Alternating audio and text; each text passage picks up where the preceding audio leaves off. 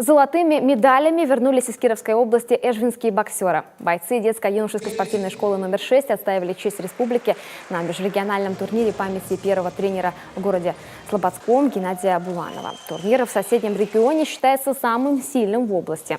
Высокого статуса ему продает класс «Б», дающий право получать звание кандидата в мастера спорта, правда, только среди мужчин и юниоров. К поставленной цели стремились более 160 спортсменов в 5 возрастных категориях, в том числе девушки.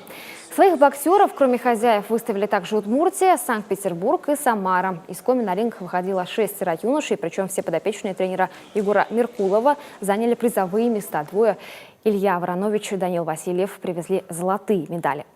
Впрочем, по словам наставника, главной задачей было получить опыт боксирования на чужом ринге и с новыми соперниками. Только так возможен спортивный рост. Сегодня ребята попытаются подтвердить свои достижения на стартовавшем уже в столице Коми чемпионате и первенстве Сыктывкара по боксу памяти мастера спорта СССР Николая Кипяткова.